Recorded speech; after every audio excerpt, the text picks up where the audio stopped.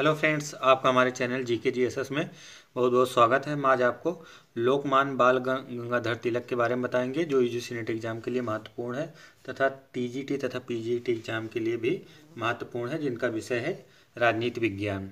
तो पहले हम आपको बुक से बता देते हैं। बुक में जैसे बुक में लिखा गया जो उसमें इम्पोर्टेंट है उसे पढ़ के आपको बता देते हैं कि कैसे क्या इम्पोर्टेंट है।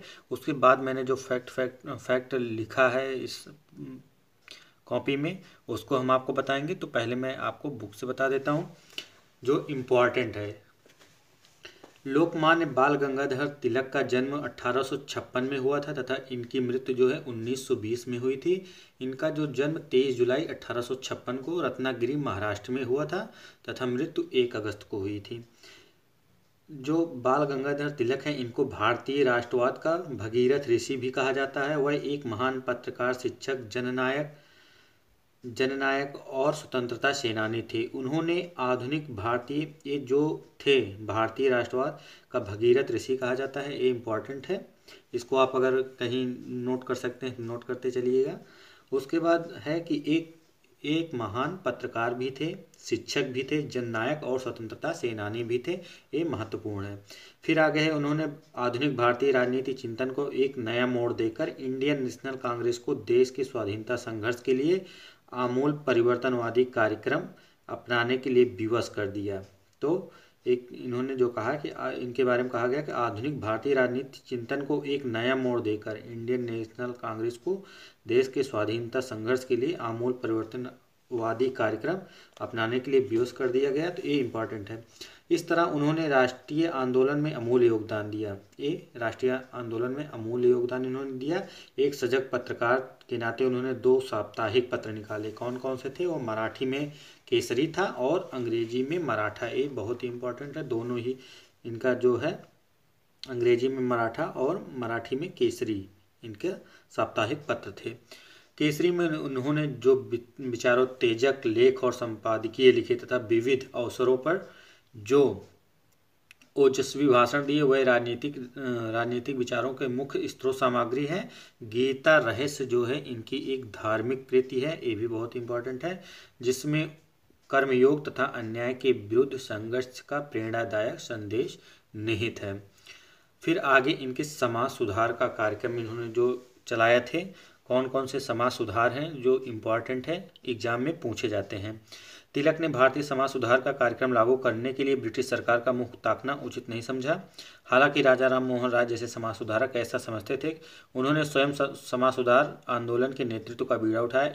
इसके लिए उन्होंने भारतीयों को विदेश यात्रा करने की प्रेरणा दी।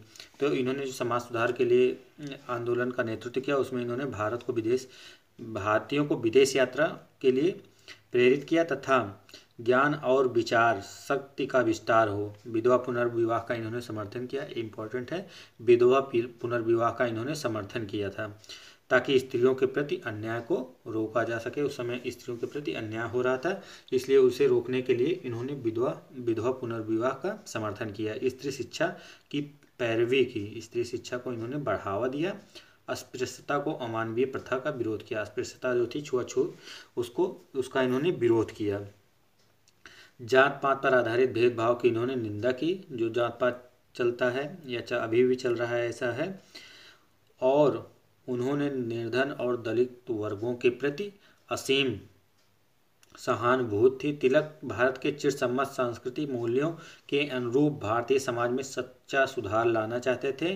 वह पश्चिम के अंधानुकरण के पक्ष में नहीं थे। पश्चिम का जैसे जिस तरह से पश्चिम के देशों में हो रहा है, उसके अंधानुकरण के समर्थन में नहीं थे, बल्कि उसे सही रूप से लागू किया जाए ऐसा उन्होंने उसका समर्थन किया, लेकिन अंधानुकरण के समर्थन बिल्कुल नहीं थे। उन्होंने न्यायमूर्ति महादेव गोविंद रानडे और गोपाल कृष्ण गोखले जैसे मूर्धन्य नेताओं के समाज सुधार कार्यक्रम का इसलिए विरोध किया। इन्होंने गोविंद रानडे और गोपाल कृष्ण गोखले का विरोध किया, समाज सुधार के कार्यक्रम का विरोध किया। क्यों विरोध किया? इसलिए इन्होंने विरोध किया कि जो सामाजिक मूल्यों, ये महानुभाव भारत के परंपरागत सामाजिक मूल्य थे उनमें आस्था नहीं रखते थे, बल्कि जैसे पश्चिमी सभ्यता थी उसको उसके अनुरूप ढालने तथा पुरानी परंपराओं को मिटा देने को तैयार थे ये लोग। तो इसलिए जो तिलक जी थे इन लोगों का विरोध किया था उन्होंने। फिर आगे तिलक ने तर्क दिया कि भारत की अपनी एक स्वास्थ्य आध्यात्मिक संस्कृति है जिसे हम भूल चुके हैं और इसीलिए यहाँ कई अंधविश्वास और कुरीतियाँ घर कर चुकी हैं। उस संस्कृति की अवहेलना करते हुए भारतीय समाज को यूरोपीय भौतिकवाद, तर्क बुद्धिवाद और उपयोगितावाद के सांचे में ढालने का प्रयास जो है विनाशकारी होगा। फ्रेंड्स, इसलिए हम आपको ये बता रहे हैं कि आपको इसके साथ साथ ये भी समझते चलें कि थ्योरी क्या है, क्योंकि फैक्ट बता देने से आपको अगर पढ़ नहीं रहे तो आपको समझ में नहीं आएगा। थ्योरी पहले आप लोग जान लीजिए, उसके बाद हम आपको फैक्ट बता देंगे। फिर आगे जो है तिलक ने समाज सुधारकों को याद दिलाया कि वर्तमान युग में हमारा पतन हिंदू धर्म के कारण नहीं हुआ है। इन्होंने कहा कि वर्तमान जो हिंदू धर्म का पतन हुआ है वो वर्तमान युग में हमारा पतन हिंदू धर्म के कारण नहीं हुआ बल्कि इस धर्म का त्याग के कारण हुआ है। इस धर्म को जो लोग त्याग कर रहे हैं उसके कारण हुआ है हिंदू धर्म का पतन।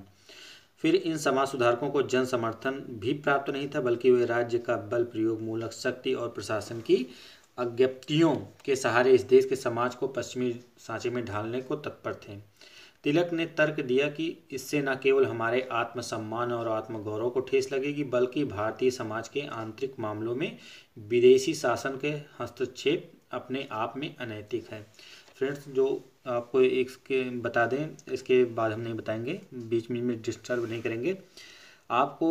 मैं ये इसमें लोकमान्य बाल गंगाधर तिलक हो ज़्यादा बुक में नहीं है, जो पहले की बुकें हैं उसमें केवल एक जगह है, तो इसलिए मैं इसे बता रहा हूँ। बाकी जो मैं आपको अन्य आपको विचारक के बारे में बताएंगे उससे 2-3 बुक्स से मिक्स करके बताएंगे जिससे जो आप लोगों के लिए लाभदायक रहेगा। तो फिर उसके आगे हम चलते हैं। लोकमान्य के अनुसार सच्चा समाज सुधार समाज के भीतर से जन्म लेता है, अतः लंबे चौड़े कानून बनाकर उन्हें बाहर से समाज में पर थोपने से कोई लाभ नहीं होगा। ये जो इनके बारे में कहा गया है लोकमान्य के अनुसार, ये जो है कथन कारण में आपसे इस तरह से पूछा जा सकता है, इसलिए ये इम्पॉर्टेंट हो जाते हैं यहाँ पे। तो जो कहा गया है सच्चा समाज सुधार समाज के भीतर से जन्म लेता है, अतः लंबे चौड़े जो कानून बनाकर उन्हें बाहर से समाज पर थोपने का कोई लाभ नहीं होगा। स्वयं समाज के भीतर सुधार की प्रेरणा जगाना जरूरी है। प्रगतिशील शिक्षा और ज्ञान के प्रसार से स्वस्थ सामाजिक परिवर्तन का वातावरण तैयार किया जा सकता है। हिंदू समाज में वैदिक धर्म का विवेक सम्मत परंपरा की पुनर्जीवित करके अंधविश्वासों और कुरीतियों पर सक्षम प्रहार किया जा सकता है। जिस नेतृत्व को भारत के आध्यात्मिक परंपरा में कोई आस्था नहीं है और जो पश्चिम के सामाजिक इतिहास से आधे अधूरे विचार उधार लेकर इस देश में समाज सुधार लाने का दम भरता है, उसे ऐसा करने का कोई अधिकार नहीं है। फिर इनका जो है राष्ट्रीय शिक्षा और राष्ट्रवाद से संबंधित इनके क्या विचार थे उसको आप लोग देख लीजिए।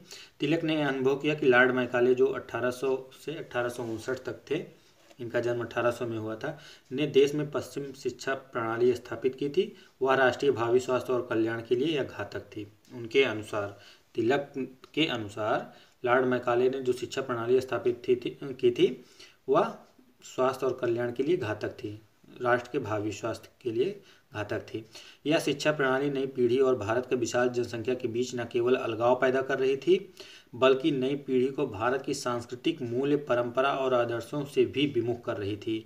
सरकारी संस्थाओं में प्रचलित पश्चिम शिक्षा प्रणाली युवा पीढ़ी को अपने अतीत की शानदार धरोहर से वंचित कर रही थी। इसके विपरीत तिलक ने संपूर्ण देश में राष्ट्रीय स्कूल और कॉलेज खोलने की सलाह दी। तिलक जी ने राष्ट्रीय स्कूल और कॉलेज खोलने के लिए सलाह दी संपूर्ण देश में, ये इम्पोर्टेंट है, की सलाह दी ताकि जनसाधारण को कम खर्चीले और स्वस्थ शिक्षा प्रदान की जा सके तथा जो उनमें आत्मनिर्भरता और स्वावलंबन की भावना भर सके। स्वयं तिलक ने ऐसी राष्ट्रीय शिक्षा की स्थापना में सक्रिय योग दिया जो राष्ट्रीय पुनर्निर्माण कार्यक्रम का अभिन्न अंग थी। तो इसमें जो आपका है तिलक ने जो कहा है कि ऐसी राष्ट्रीय शिक्षा की स्थापना में सक्रिय योग दिया जो राष्ट्रीय पुनर्निर्माण कार्यक्रम में अभिन्न अंग थी, तो ये आप लोग देख लीजिएगा। फिर तिलक के अनुसार राष्ट्रीय शिक्षा प्रणाली का निर्माण प्राचीन भारतीय संस्कृति की स्वास्थ्य और जीवंत परंपरा के आधार पर होना चाहिए। सच्चा राष्ट्रवादी पुरानी नींव पर नया ढांचा खड़ा करना चाहेगा। पुरानी परंपराओं की अवमानना जो आपकी है, पुरानी परंपराओं की अवमानना करके जो सुधार लाया जाएगा वह निराधार होगा। हमारी संस्थाओं के अंग्रेजीकरण का अर्थ होगा उनका अराष्ट्रीयकरण, मतलब कि हमारी संस्थाओं का जो अंग्रेजीकरण का अर्थ होगा, अंग्रेजीकरण करने का, उनका अराष्ट्रीयकरण करना। तिलक ने जनमानस में राष्ट्रीय चेतना का संचार करने के लिए गणपति और शिवाजी उत्सवों का आयोजन किया। जो तिलक जी ने राष्ट्रीय चेतना को जागृत करने के लिए, संचार करने के लिए गणपति और शिवाजी उत्सवों का आयोजन किया। वस्तुतः तिलक पश्चिमी आदर्शों और मूल्य परंपरा के विरुद्ध थे, पश्चिमी कार्यप्रणाली के विरुद्ध नहीं थे। ये इंपॉर्टेंट है कि पश्चिम जो है आदर्शों और मूल्य परंपरा के विरुद्ध थे, लेकिन पश्चिम कार्य प्रणाली के विरुद्ध नहीं थे। तो ये आ सकता है कथन और कारण में। उन्होंने पश्चिम मूल्यों पर आधारित शिक्षा का विरोध किया। पश्चिम ढंग के स्कूल और कॉलेज खोलने का भी इन्होंने विरोध जो है, देख लीजिए यहाँ पे, पश्चिम मूल्यों पर आधारित शिक्षा का विरोध किया। पश्चिम ढंग से स्कूल और कॉलेज खोलने का विरोध इन्होंने नहीं किया। ऐसा संकेत मिलते हैं कि उन्होंने गणपति उत्सव का आयोजन की प्रेरणा प्राचीन यूनान इतिहास से मिली, जिसमें देवी देवताओं के नाम पर जनशक्ति का गतिमान करने के लिए ओलंपिक खेल कूद आयोजित किए जाते हैं। कौन सा? गणपति उत्सव का आयोजन जो है प्राचीन यूनान के इतिहास से इसकी जानकारी मिलती है। फिर आगे है, शिवाजी उत्सव के आयोजन की प्रेरणा उन्हें कार्लाइल और रस्किन की कृतियों में चित्रित वीर पूजा के उदाहरणों से मिली है। इतना आप लोग याद रखिएगा।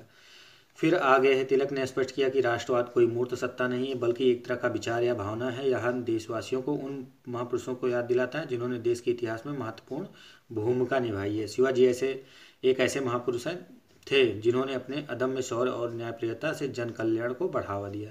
उन्होंने किसी संप्रदाय या क्षेत्र विशेष के लोगों को संकीर्ण हितों को कभी प्राथमिकता नहीं दी थी। राष्ट्रवाद के बारे में तिलक की संकल्पना जो है राष्ट्रीय स्वतंत्रता और आत्मनिर्णय के पश्चिमी सिद्धांतों से भी प्रभावित थी। इनके राष्ट्रवाद के बारे में तिलक की संकल्पना जो है राष्ट्रीय स्वतंत्रता और आत्मनिर्णय के पश्चिमी सिद्धांतों से भी प्रभावित थी। उन्होंने राष्ट्रीयता के बारे में जॉन स्टुअर्ट मिल, जो 1906 से 1973 तक थे, की परिभाषा का विशेष रूप से प्रामाणिक मानते हुए उद्धृत किया है। इसके अलावा जो है आत्मनिर्णय के बारे में वुडरो विल्सन की संकल्पना को भारत में लागू करने के लिए इन्होंने पैरवी की थी तिलक जी ने। आगे आप लोग देख लीजिए, इनका जो स्वदेशी और स्वराज से संबंध में जो विचार हैं उसको देख लेते हैं।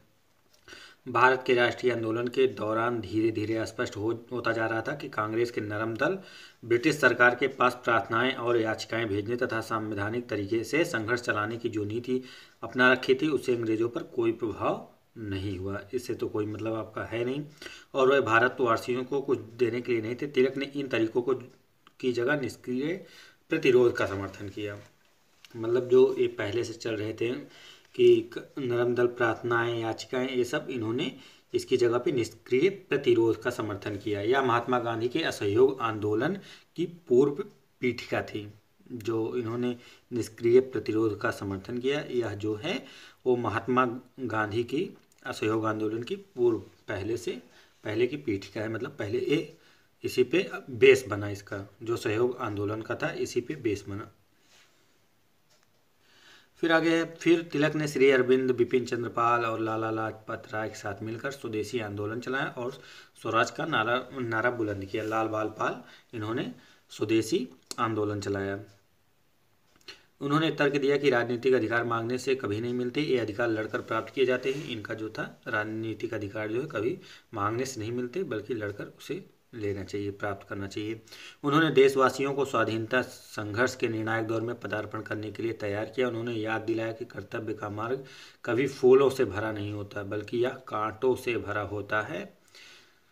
फिर आगे है, स्वदेशी आंदोलन के नेतृत्व करते हुए तिलक ने तर्क दिया कि जब तक हम विदेश में बनी वस्तुओं का बहिष्कार नहीं करते तब तक स्वदेश में विश्वास का कोई अर्थ नहीं है। तो मतलब इन्होंने विदेश में बनी वस्तुओं को बहिष्कार करने का समर्थन किया। ब्रिटेन में बनी वस्तुओं को खरीदना बंद करके हम ब्रिटिश व्यावसायिक हितों को हानि पहुंचा सकते हैं, जो ब्रिटिश सरकार की जड़ों को हिला देगी। इससे भारत में बने माल की मांग बढ़ जाएगी अतः भारत के औद्योगिक विकास को बढ़ावा मिलेगा। तो इस तरह से इनके जो थे विचार थे कि अगर हम ब्रिटिश में जो वस्तुएं बन रही हैं उनको लेना बंद कर देंगे तो भारत में जो वस्तुएं बन रही है उनकी मांग बढ़ेगी, जिससे भारत को आर्थिक फायदा होगा। फिर आगे जो है, नरम दल के सदस्य ब्रिटिश शासन के अंतर्गत सीमित प्रशासनिक सुधारों की मांग कर रहे थे। वहीं तिलक ने गरम दल या उग्रपंथियों का नेतृत्व करते हुए स्वराज या सुशासन की मांग को बढ़ावा दिया। उन्होंने स्पष्ट किया कि स्वराज का अर्थ है अधिकार तंत्र की जगह जनता का शासन। जो स्वराज का अर्थ है जनता का शासन। जो समाज सुधारक ब्रिटिश सरकार से समाज सुधार लागू करने की आशा करते थे, उन्होंने तिलक ने यह तर्क दिया कि किसी भी सार्थक समाज सुधार से पहले स्वराज प्राप्ति जरूरी है। स्वराज और सुधर्म हमारे इतिहास के गौरवशाली तत्व रहे हैं, परंतु आज वे ध्वस्त अवस्था में हैं। उनके जीर्णोद्धार समय की मांग है। टुकड़े टुकड़े सुधार से कुछ नहीं होने वाला है। ब्रिटिश प्रशासन इस देश के विनाश पर उतारू है। तिलक का प्रसिद्ध नारा जो था, स्वराज मेरा जन्म सिद्ध अधिकार है और मैं इसे लेकर रहूंगा, ये इनका प्रसिद्ध नारा था। ये इंपॉर्टेंट है। स्वराज प्राप्ति भारतीय राष्ट्रवाद की महान विजय होगी। तिलक यह चाहते थे कि साम्राज्य परिषद की सांकेतिक प्रभुसत्ता के अंतर्गत भारत की अपनी प्रतिनिधि सभा पूर्ण स्वराज का प्रयोग करे। हमारी मांग पूर्ण स्वराज की है। उन्होंने ये स्पष्ट कर दिया। आंशिक स्वराज कुछ भी नहीं होता, यह शब्द निरर्थक है। उन्होंने पूर्ण स्वराज की मांग की। धर्म राज्य के अंतर्गत पूर्ण स्वराज ही रह सकता है। केवल प्रशासनिक सुधार लागू करने से हमारा लक्ष्य पूरा नहीं होगा। ये था। फिर इसके अंततः जो निष्कर्ष है इनका क्या है। कभी तिलक पर आरोप लगाया जाता है कि उन्होंने भारतीय राष्ट्रवाद के साथ हिंदू राष्ट्रवाद को मिला दिया और गणपति तथा शिवाजी उत्सवों का आयोजित करके हिंदुत्व को बढ़ावा दिया, परंतु यह नहीं भूलना चाहिए कि उन्होंने राष्ट्रीय चेतना को जागृत करने के लिए उत्सव को आयोजित किए।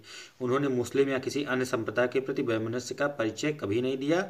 वास्तव में ये जो है हिंदू मुस्लिम का, इन्होंने कभी भी वैमनस्य का परिचय नहीं दिया था। वास्तव में वे चाहते थे कि राष्ट्रीय हित में हिंदुओं मुसलमानों को कंधे से कंधा मिलाकर चले। मतलब धर्म के आधार पर भेदभाव उन्होंने बिल्कुल नहीं किया।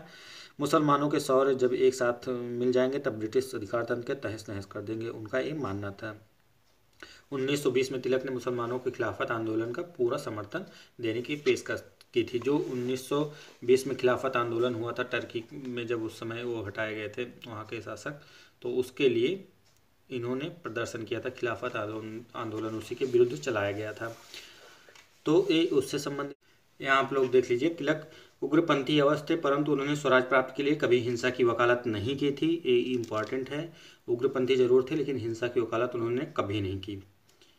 उन्होंने क्रांतिकारियों की सराहना अवश्य की, परंतु जनशक्ति को जागृत और गतिमान करने के लिए उन्होंने निष्क्रिय प्रतिरोध का समर्थन किया। इन्होंने निष्क्रिय प्रतिरोध का समर्थन किया। ये इम्पॉर्टेंट है।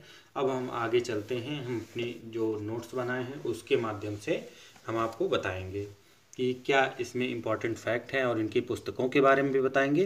तो आप लोग इस वीडियो को लास्ट तक ज़रूर देखिएगा क्योंकि ये इम्पॉर्टेंट है आप लोगों के लिए, क्योंकि पहली बार इसमें सिलेबस में ऐड किया गया है, इसलिए और इम्पॉर्टेंट हो जाता है।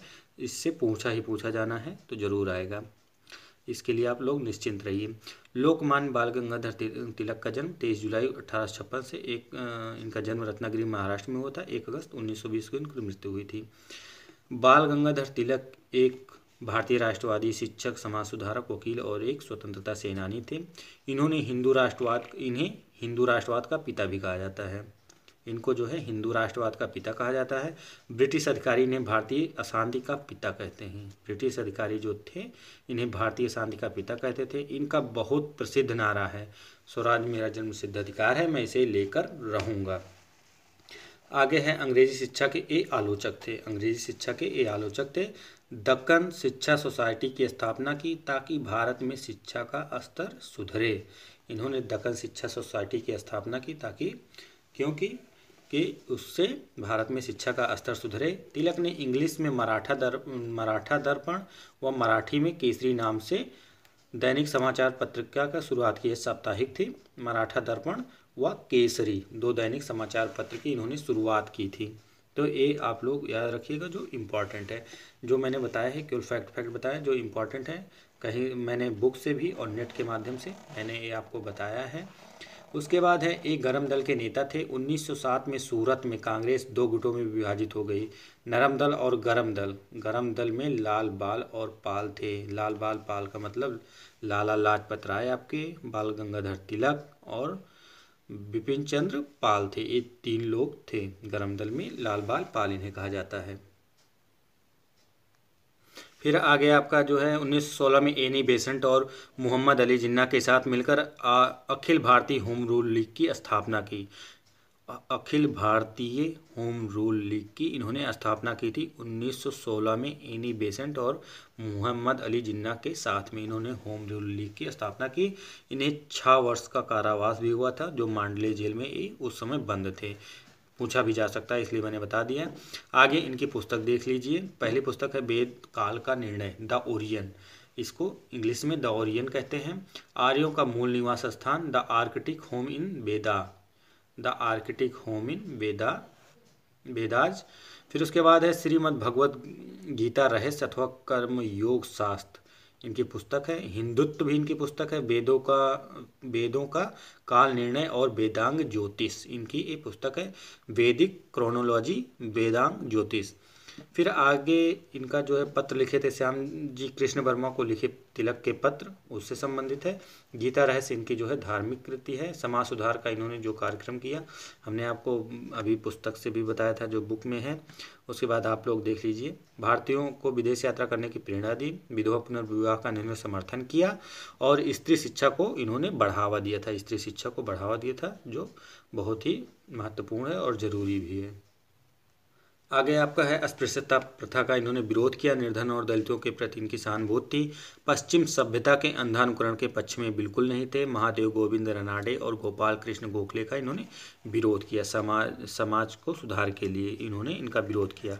राष्ट्रीय शिक्षा और राष्ट्रवाद, लॉर्ड मैकाले की जो पश्चिमी शिक्षा प्रणाली के स्थापित की थी, वह राष्ट्र के कल्याण के लिए घातक थी, ये इनका मानना था। इनके अनुसार तिलक ने संपूर्ण देश में राष्ट्रीय स्कूल और कॉलेज खोलने की सलाह दी। तिलक ने राष्ट्रीय चेतना का संचार करने के लिए गणपति और शिवाजी उत्सवों का आयोजन किया। किस लिए इन्होंने शिवाजी और गणेश उत्सव का आयोजन किया? तो वो है राष्ट्रीय चेतना के संचार के लिए। आगे है तिलक पश्चिमी आदर्शों और मूल्य परंपरा के विरुद्ध थे, परंतु पश्चिम कार्य प्रणाली के विरुद्ध बिल्कुल भी नहीं थे। तो ये आप लोग देख लीजिएगा, इंपॉर्टेंट है ये भी। आगे आपका है गणपति उत्सव के आयोजन की प्रेरणा इन्होंने प्राचीन यूनान के इतिहास से मिलती है। लाल बालपाद ने स्वदेशी आंदोलन चलाया और स्वराज का नारा इन्होंने बुलंद किया। विदेशी वस्तुओं का इन्होंने बहिष्कार किया। तिलक जो है उग्रपंथी अवश्य थे, परंतु इन्होंने स्वराज प्राप्ति के लिए कभी भी हिंसा की वकालत नहीं की। तो फ्रेंड्स, हमारे इस वीडियो में बस इतना ही। आपको मेरा वीडियो कैसा लगा है ज़रूर बताएं। अगर आपको अच्छा लगा तो लाइक कीजिए, और इसके अलावा आप शेयर भी कर सकते हैं। फेसबुक, ट्विटर, जो भी सोशल साइट हैं, जिससे ज़्यादा से ज़्यादा लोग देख सकें। तो फ्रेंड्स, हमारे इस वीडियो में बस इतना ही। धन्यवाद।